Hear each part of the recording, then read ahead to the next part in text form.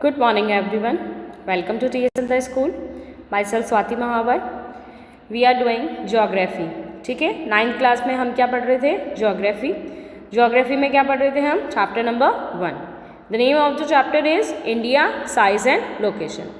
India के बारे में हम पढ़ रहे थे कि इंडिया का क्या साइज़ है, कितना लैंडमास है इंडिया में, कौन कौन से ओशियन है इंडिया में, किस डायरेक्शन में कौन सा ओशियन कहाँ पर लाई करता है, क्या इसका लोकेशन है, लैंगिट्यूडनल और लॉन्गिट्यूडनल। आया समझ में? आप लोगों ने आई होप लर्न कर लिया होगा जितना मैंने आप लोगों को पढ़ाया। ठीक है, now come to the page number 2, paragraph number 3। Page number 2 पे 3rd पैराग्राफ पर आ जाइए आप लोग।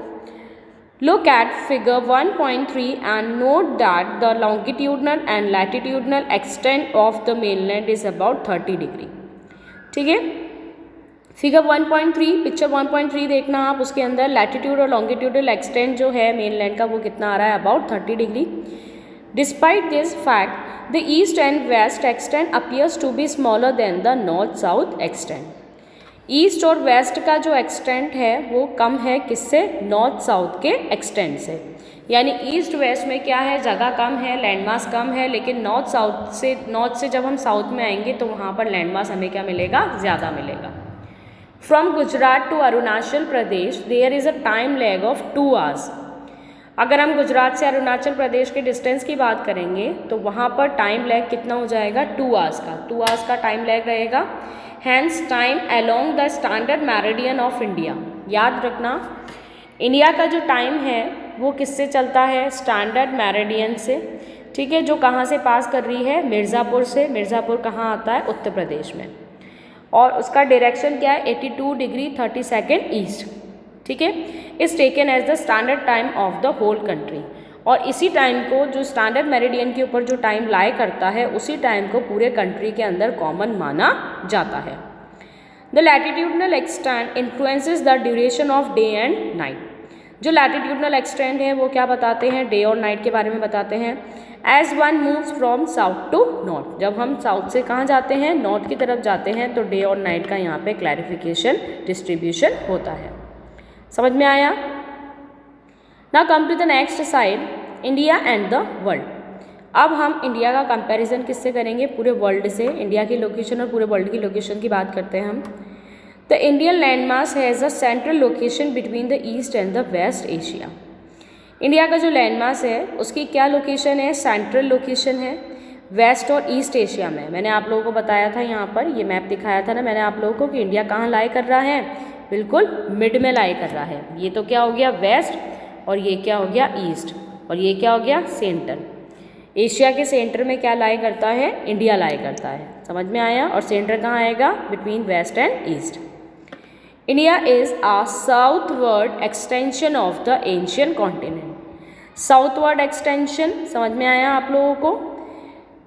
ये ऊपर की साइड कौन सा आ जाएगा? नॉर्थ, और नीचे की साइड क्या आ जाएगा? साउथ। तो एशिया के कहाँ लाई कर रहा है इंडिया? साउथ में। ठीक है, साउथ में लाई कर रहा है। और कौन सा पार्ट है? सेंट्रल पार्ट है एशिया का। The trans Indian Ocean routes which connect the countries of Europe and Europe in the west and countries of East Asia provide a strategic central location of India. अब trans Indian Ocean की जो root है, Indian ocean के ऊपर जो root बनाया गया है, जो क्या कनेक्ट करता है? यूरोप वेस्ट में और कंट्रीज़ ऑफ ईस्ट एशिया की कंट्रीज़ को कनेक्ट करता है। Provide a strategic central location of India. वो इंडिया की क्या बनाता है? सेंट्रल लोकेशन बनाता है। Note that the Deccan peninsula protrudes into the Indian ocean. अब आप ये नोट करो कि डेक्कन पेनिनसुला जो है वो कहाँ पर है? इंडियन ओशियन के अंदर ही बना हुआ है। That's helping India to establish, जिसकी वजह से डेक्कन पेनिनसुला से पास होते हुए यहाँ पर एक वे बनाया गया है, close contact with West Asia, Africa and Europe from the western coast and the South East and East Asia from the eastern coast. Western coast, ठीक है, इंडिया के 2 कोस्ट लाइन हैं। यहाँ वाला क्या कहलाएगा? वेस्टर्न कोस्ट, लेफ्ट वाला, और राइट वाला क्या कहलाएगा? Eastern coast. तो वेस्टर्न कोस्ट जो है वो ये वाला है और ईस्टर्न कोस्ट ये वाला है। तो यहाँ पर वेस्टर्न कोस्ट के ऊपर जो कंट्रीज़ जिसके साथ में इंडिया ट्रेड करता है वो कौन कौन से हैं? वेस्ट एशिया, अफ्रीका और यूरोप। और ईस्टर्न कोस्ट पे कौन कौन से कंट्रीज़ है? साउथ ईस्ट और East Asia. No other country has a long coastline on the Indian Ocean. कोई भी दूसरा कंट्री ऐसा नहीं है जिसकी इंडियन ओशन जितनी कोस्ट लाइन हो। ठीक है, कोस्टल एरिया यानी सी के पास वाला जो तटीय एरिया होता है वो क्या कहलाता है? कोस्टल एरिया कहलाता है। It is India's eminent position in the Indian ocean. क्यों? क्योंकि इंडिया की बहुत ही इंपॉर्टेंट प्लेस है कहाँ पर? इंडियन ओशियन में। Which justifies naming of an ocean after it. और इसी वजह से क्योंकि इंडियन ओशियन का बहुत सारा पार्ट इंडिया ने कवर कर रखा है, इसीलिए इंडियन ओशियन का जो नाम था वो किस पे रखा गया? हमारे कंट्री इंडिया के ऊपर रखा गया। इसलिए उसको क्या कहा जाता है? इंडियन ओशियन कहा जाता है, क्योंकि वो मोस्ट ऑफ द पार्ट उसका कहाँ लाई करता है? इंडिया में। समझ में आया आप लोगों को? Now see the figure 1.2 7 largest countries of the world. क्या है ये? पूरे वर्ल्ड के 7 लार्जेस्ट कंट्री हैं, सबसे बड़े कंट्रीज हैं, जिसमें Russia, Canada, USA, China, Brazil, Australia और इंडिया है। ठीक है, रशिया जो है वो कितना है? 17.9%। कनाडा कितना है? 9.98%। यूएसए 9.83%। चाइना 9.60%। ब्राज़ील 8.51%। ऑस्ट्रेलिया 7.69% और इंडिया कितना आ रहा है? 3.28%। सबसे कम किस में है? इंडिया में। Russia, Canada, USA, China, Brazil, Australia, ये सब बड़े बड़े कंट्रीज़ हैं। आया समझ में? Now come to the next page. यहाँ पर नेक्स्ट पेज पे आपको इंडिया का मैप दे रखा है, आपको पढ़ना है इस मैप को। समझ में आया? ठीक है, इस मैप को बहुत अच्छे से देख लेना। 1.3 इसमें मैंने आप लोगों को बता दिया था लक्षद्वीप आइलैंड, ये यहाँ पर आपके लक्षद्वीप आइलैंड लाई कर रहा है वेस्ट में, और ईस्ट में आपके कौन सा आइलैंड है? अंडमान और निकोबार आइलैंड। ये आपका क्या आ गया? Indian ocean. ठीक है, यहाँ पर देखो वेस्ट टू ईस्ट की अगर हम बात करते हैं तो यहाँ पर ये क्या है? नॉर्थ। ठीक है, ये क्या है? वेस्ट, और ये क्या है? ईस्ट। वेस्ट टू ईस्ट का जो किलोमीटर्स है वो कितना है? 2933 किलोमीटर्स। ये कहाँ से कहाँ तक का है? West to east. कि अगर हम वेस्ट से ईस्ट की तरफ जाएंगे तो टोटल कितना लैंड मास है हमारा? 2933 किलोमीटर्स का। और अगर हम नॉर्थ से लेके साउथ तक जाएंगे तो कितना किलोमीटर आ जाएगा? 3214 किलोमीटर्स। समझ में आया आप लोगों को? मैंने आप लोगों को चैप्टर में पहले बताया था कि अगर हम नॉर्थ टू साउथ जाएंगे तो उसका लैंड मास क्या रहेगा? ज़्यादा रहेगा in comparison to west to east. जब हम वेस्ट टू ईस्ट जाएंगे तो उसका लैंड मास क्या रहेगा? कम रहेगा। ठीक है, now come to the next page. India on Indian international highway of trade and commerce. Trade and commerce के लिए जो इंटरनेशनल हाईवे है, किस तरीके से इंडिया बहुत सारे कंट्रीज़ के साथ में क्या करता है? ट्रेड करता है। देखो यहाँ पर इंडिया कितने कंट्रीज़ के साथ में कनेक्ट है। ठीक है, कितने सारे कंट्रीज़ हैं यहाँ पे जिनके साथ में इंडिया क्या कर रहा है? ट्रेड कर रहा है। Now come to the next page. India's contracts with the world have continued through ages, but her relationships through the land routes are much older than her maritime contact. India के जो contacts है world के साथ में वो आज के contact नहीं है, बल्कि उनको बहुत क्या हो गया? टाइम हो गया। एंशियंट टाइम से ही इंडिया के कॉन्टैक्ट्स है पूरे वर्ल्ड के साथ में।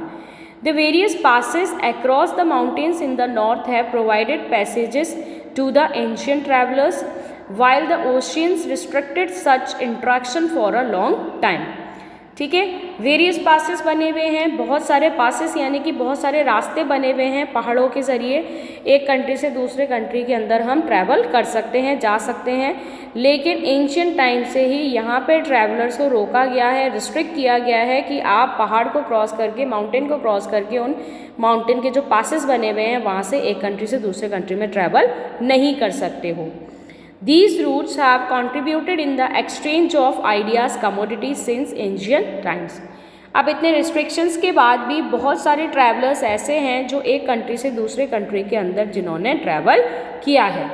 ठीक है, बहुत सारे बहुत सारे फॉरेनर ट्रैवलर्स जो हैं वो एक कंट्री दूसरी कंट्री से हमारे इंडिया के अंदर आए, और यहाँ पर जो जो चीज़ें होती थी, जो जो यहाँ पे कल्चर था, रिलीजन था, जो यहाँ पे देवी देवता थे, भगवान थे, जो हमारा सोसाइटी था, जो उनका इकोनॉमिक एक्टिविटीज़ था, ऑक्यूपेशन था, सभी चीज़ों का उन्होंने क्या करा, रिकॉर्ड बनाया, सभी चीज़ें उन्होंने लिखना शुरू कर दिया। The ideas of the Upanishad and the Ramayana, the stories of Panchtatra, the Indian numerals and the decimal system thus could reach many parts of the world.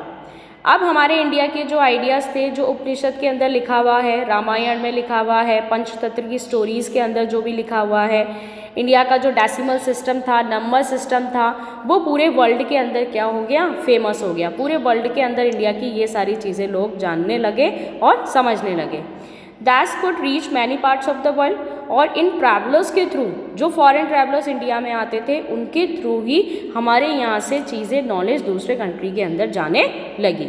The spices, यहाँ के मसाले, muslin and the other merchandise were taken from India to different countries. अब occupation भी हमारा जो था बहुत पूरे वर्ल्ड लेवल पे फैल चुका था, यहाँ से बहुत सारी चीज़ें बाहर दूसरे कंट्रीज़ में एक्सपोर्ट की जाती थी। On the other hand, the influence of Greek sculpture and the architectural styles of dome and minarets from West Asia can be seen in different part of our country.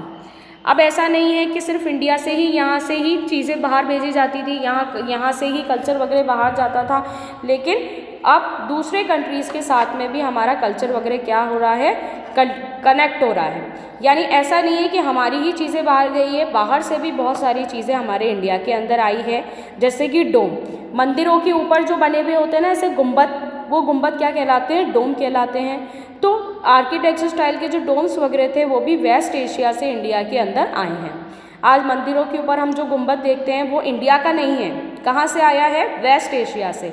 तो बहुत सारी ऐसी चीज़ें हैं जो बाहर से, दूसरे कंट्रीज से इंडिया के अंदर आई, और इंडिया के राजा महाराजा ने उन चीज़ों का यहाँ पर एक्सेप्ट किया और फॉलो किया। समझ में आया आप लोगों को? ये आपका सेकंड पार्ट कंप्लीट हो गया इस चैप्टर का। इसके आगे का जो चैप्टर है, रिमेनिंग जो चैप्टर है, वो हम थर्ड पार्ट में कंटिन्यू करेंगे। यहाँ तक पढ़ना आप लोग, अच्छे से समझना इसको, ठीक है।